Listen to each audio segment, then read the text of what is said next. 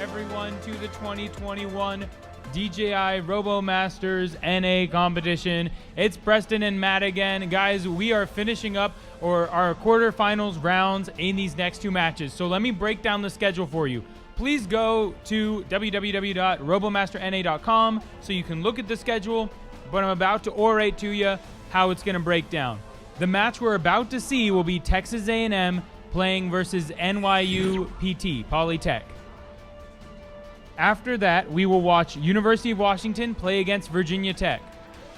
That will be the end of our matches for today. Tomorrow, for our semifinal round, we will have the winner of Texas A&M NYU play against the loser of UW Virginia Tech. And the victor of that match will play in the finals for that number one spot versus the winner of Virginia Tech, University of Washington. I know that was a lot to take in, but that's how it's going to go. So this match is Texas A&M versus NYU Polytech for that coveted third place spot, that third place secured, and that chance to go all the way up to second place. The loser of this match will be eliminated and knocked out of the competition. Matt, a lot on the line here for these two teams. We just saw NYU having some issues with their power consumption in the match versus Virginia Tech. Obviously, we hope they fix that. We want to see all of these teams compete at their best. But what are we expecting to see here in this match? Once again, we talked about their strengths earlier. Their strengths being very strong communication and knowing that they do not have a turret on that sentry to be falling back and defending whenever they need to, because structure damage is the key in this competition, and if that sentry that is not able to defend itself gets hit only a couple times, that could mean the game, or at least put them into a very unfavorable situation. We have seen communication among this team because your drivers are locked away in the back area, not able to communicate with anybody but each other, so that strategy is very important. They have to keep an eye on the entire UI that they're presented with and their driver stations, and they're doing a very good job of doing that. They've shown that they can adapt. They've shown that they can come out with a plan. They can adapt that plan, and they can still use that to win, as they were one of the teams that was one of the first teams to tie one of the best of two matches, as we saw earlier today in this competition. That's right. Wow, wow, wow. Seeing these teams starting to get set up in the arena, and it looks like it's going to be a pretty good match here. We've got high expectations for Texas A&M in their match against the University of Washington. We did see some technical issues that they were having with their robots, and they were just outclassed in some aspects. But we expect this to be a pretty good game with A&M versus NYU. NYU's Sentry, as you stated, does not have a turret on it, but it does seem that they've ramped up that movement speed. It is zooming very quickly along that bar. Going to be a real challenge for Texas A&M to be able to hit that Sentry. A&M getting their side set as well on the red team. Having a little bit of technical difficulty on that blue side, probably going to get resolved by possibly calling a technical timeout. It looks like they're just going to be putting down the curtains though and giving the ready flag a wave, meaning that this next match is about to start up very quickly, as we saw with this last match where NYU was against VT. All right, there's that referee initialization. If you know someone that's not watching the stream right now and needs to hop, give them a text, give them a call, let them know that our semifinals have started. 5, 4, 3, 2, 1. Game start. Here we go. We've got A&M in the red and Polystar NYU in the blue. A lot of shots being shot at very quickly. I'm not sure who is firing. That might be the red sentry from Texas A&M firing at their own base. An error must have happened in their code. That could spell disaster for the team as Red Standard 3 is trying to push up and take control of the middle. That blue. This is chaos. Red Standard 3 takes down Blue Standard 3.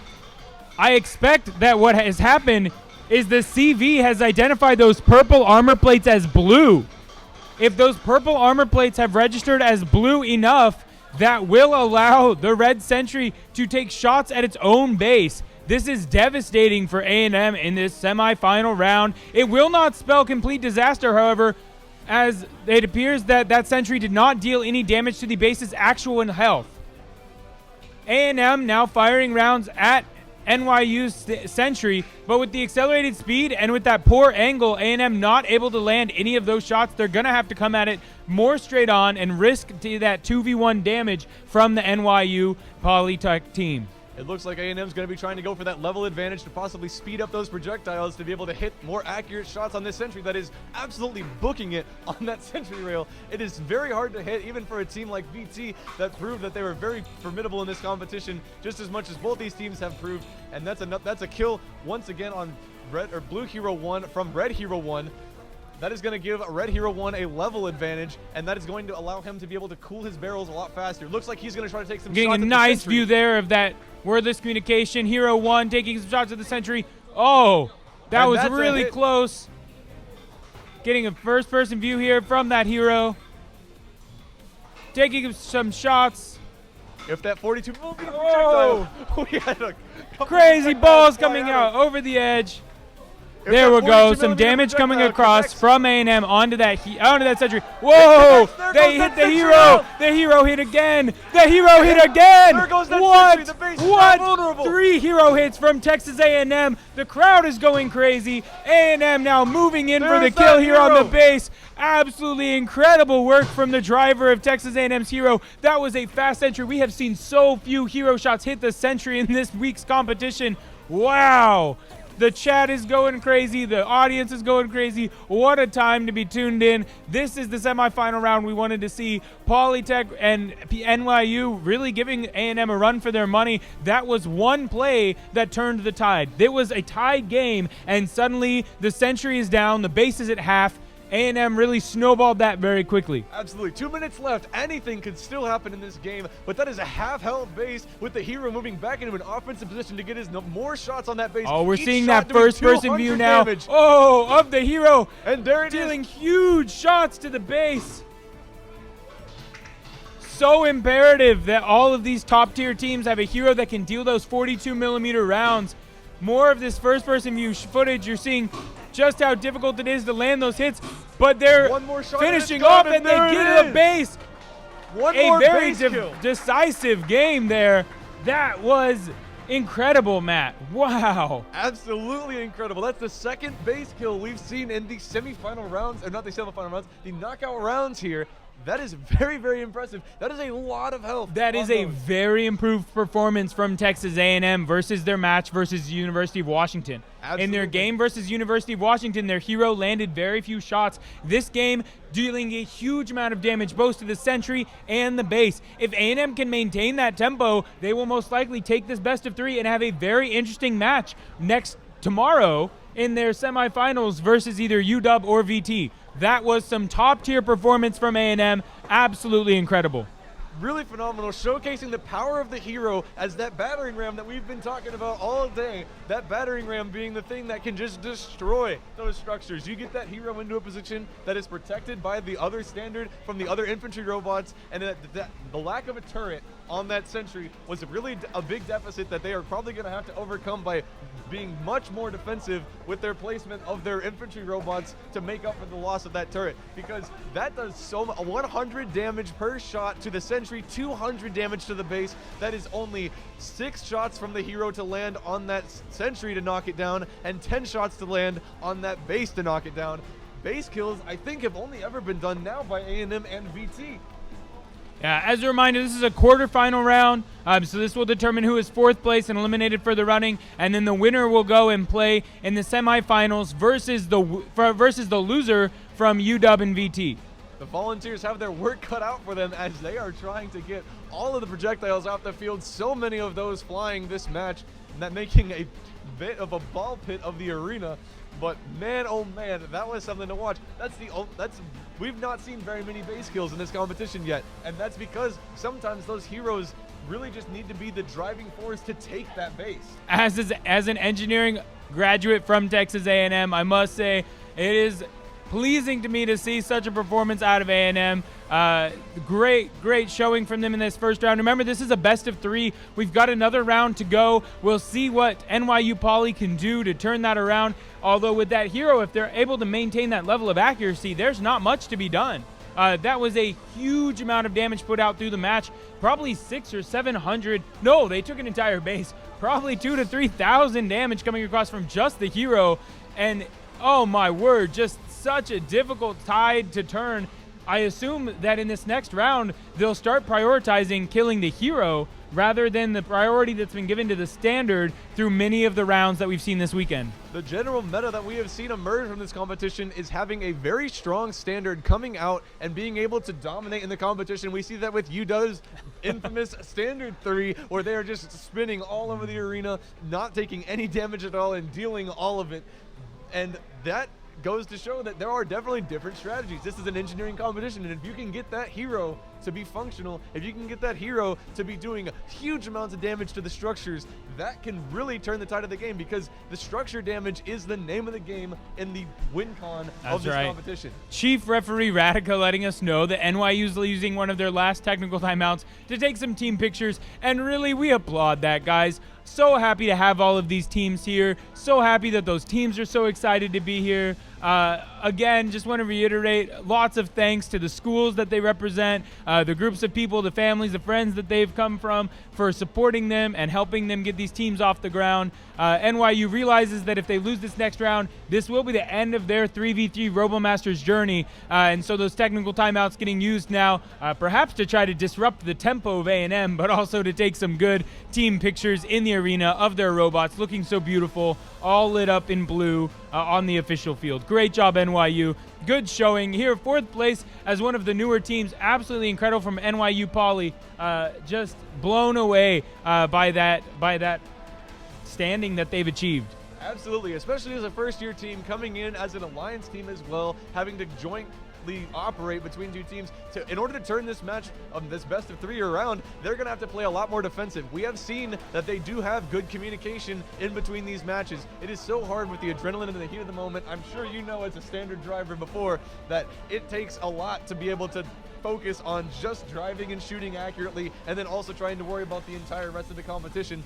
They are able to communicate, as they have showcased in previous matches today, that they are going to possibly be able to shake up that strategy. They have to play more defensively. They cannot give up early deaths and lose that level advantage. So Matt, it is important to know that all of the teams are aware of the schedule and the current standings. So just like NYU is using this time to take some pictures, use their technical timeouts, it'll be interesting to see what A&M does during their time. Similar to esports, where teams can use games that are no longer qualifying rounds to try out different metas and maybe character picks. I wonder if A&M will use this time in this second round, where they're relatively confident they can get the W, to try out different build paths for their level up, or perhaps try out different strategies that they may want to use if they're able to secure that win and play against UW or Virginia Tech.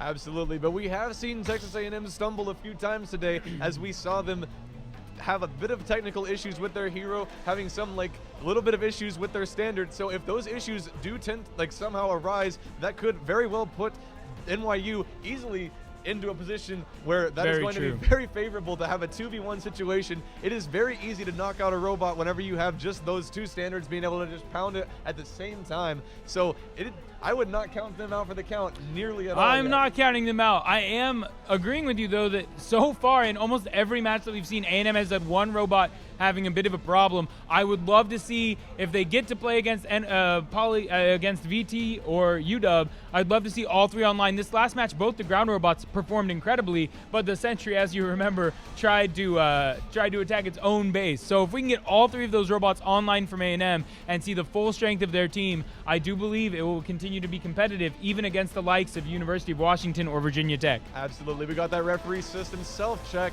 coming in. That means this next match, this next best of 3 is about to start.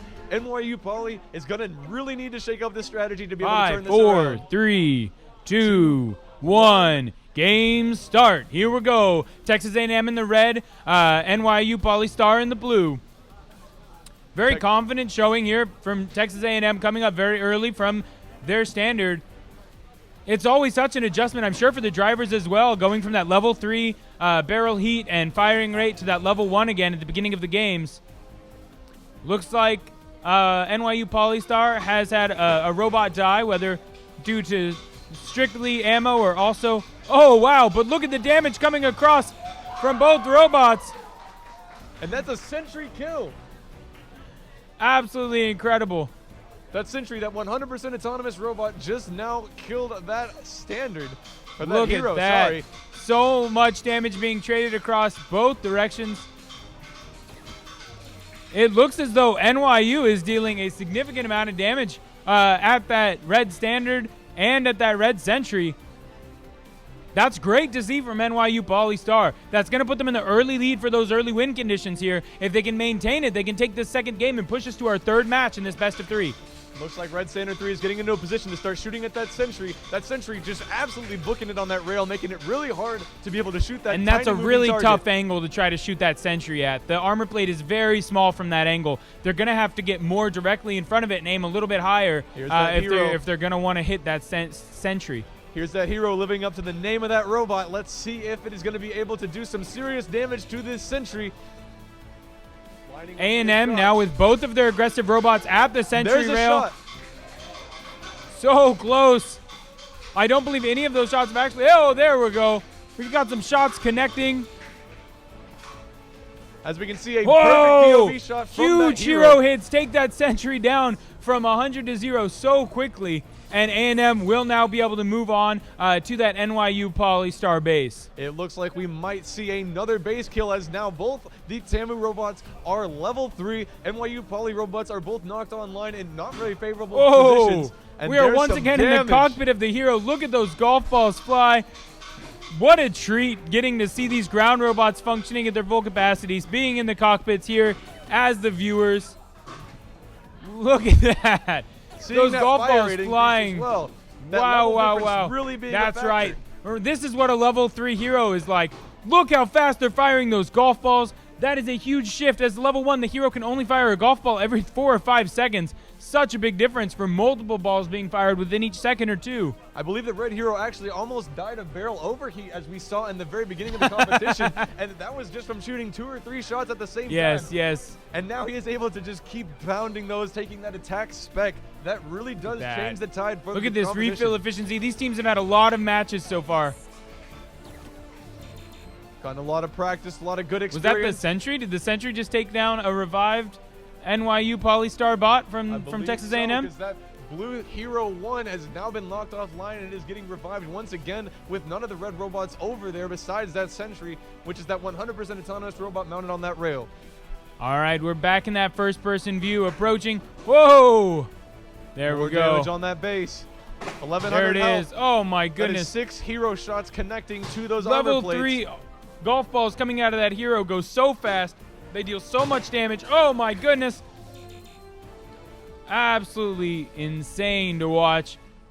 Those 42mm projectiles are the size of a golf ball, moving at a very high speed, as that is just smacking those armor modules. These glancing blows don't do as much force, and so they might not register as hits. Remember, these are force sensing panels. That's right. These are force sensing panels. So if you glance off the side of them, as a standard, it might not register. As a hero, it might count as a standard hit. You've got to deal that full amount of force to get the full amount of damage. The lower number under the sentry's health, Doug, is going to be the ammo count left in the magazine. There is about 500 rounds that it is allowed to be filled up with, and it is not allowed to be refilled during the match. It is allowed to be filled in between matches, but not during. And we see that health pad being used to be able to give health to the other robot that is on the healing pad, as long as one of the robots is filling up that health meter. I believe we're in the cockpit of Blue Standard or Blue Hero 1 here, waiting right here at the spawn point to go 1v1 versus this Red Standard 3. As you can see, he's only got 50 health because he just came up from a chasing him back. Looks like that's going to be a yellow card for ramming. That is the screen that it looks like whenever you do end up getting one of those. It is not just a referee thing or just damage. It is actually a blindness that you're not able to evade.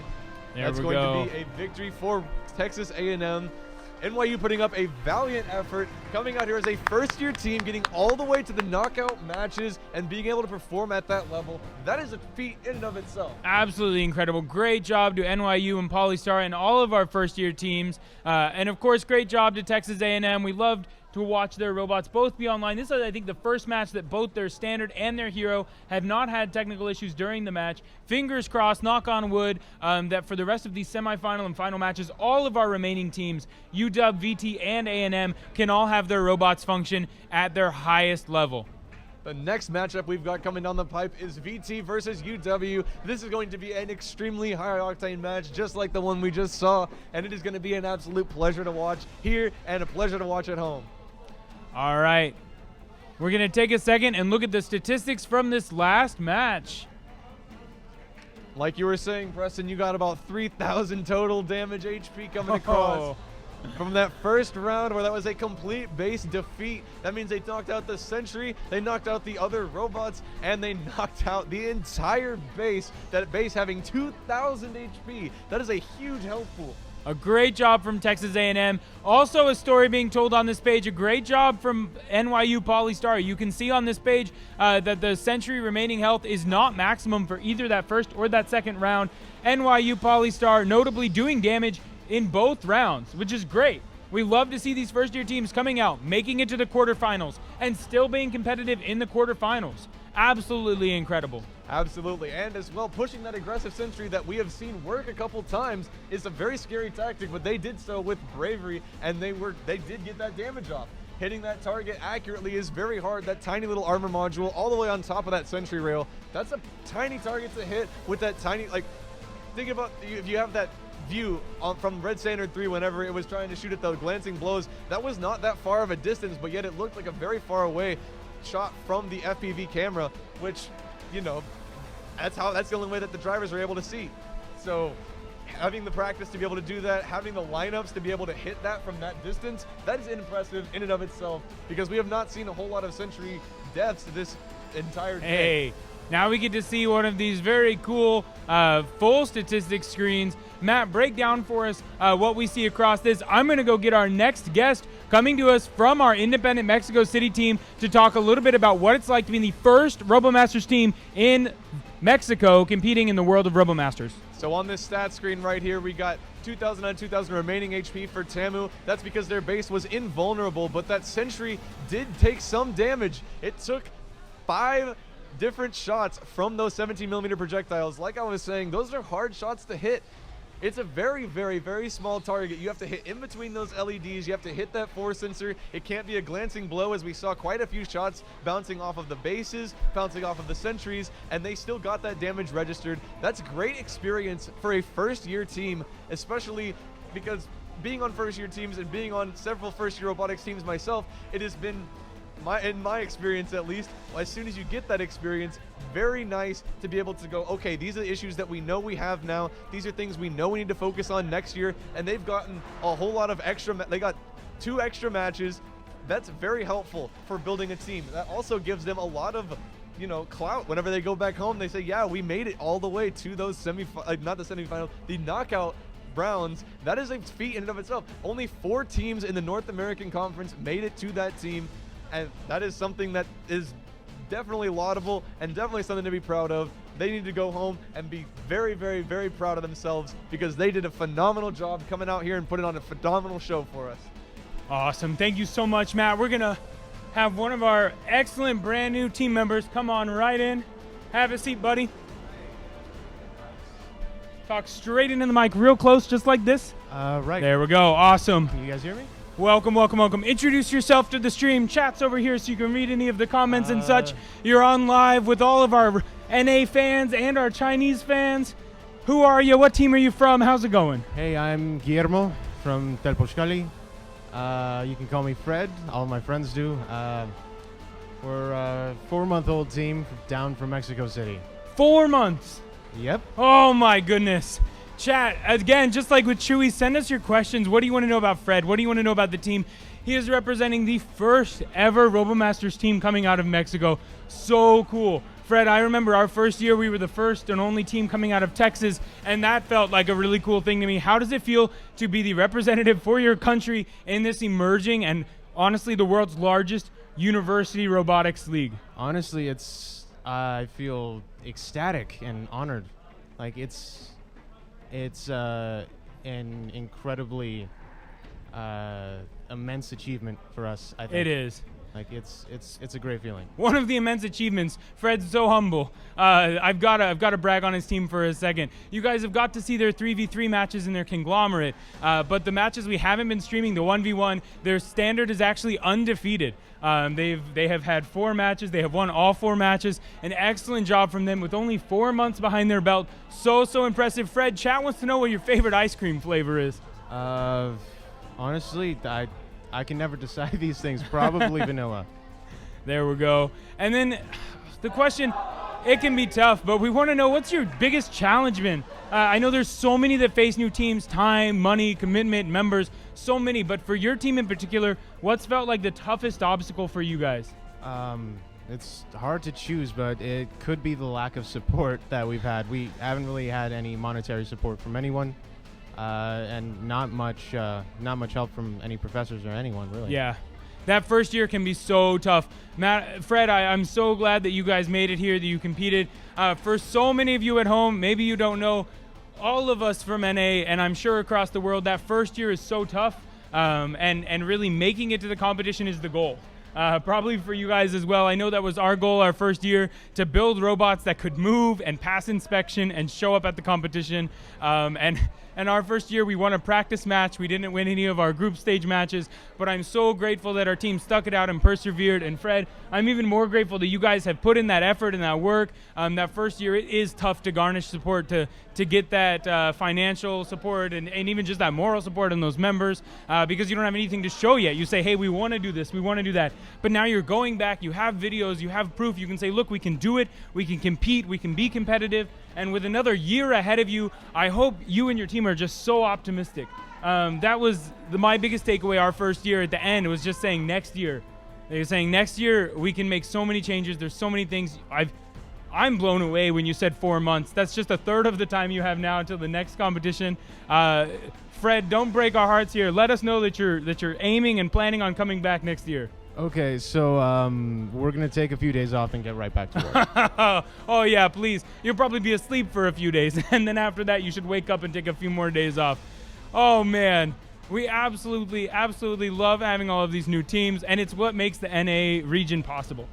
Before this year, there were 3, maybe 4 NA teams, 5 NA teams max, and now we had 12 teams come and try to compete here together, and that has been what's made this competition possible, allowed us to bring competitions and stream these competitions for you guys at home. Any other questions in the chat for Fred before we let him sit back and enjoy these final matches? We'll give chat a second. Fred, any message you wanna put out? Anything you wanna say just to the world watching and letting us know how it's going for you guys? Well, I just want to say, well, thanks to our team members. Really, they've put in Oh heck yeah! so Take many a second. hours. Give those shout outs. It's like Danny, especially today, Jorge back home, everyone's put in so many hours and put in so much work. Thanks, guys.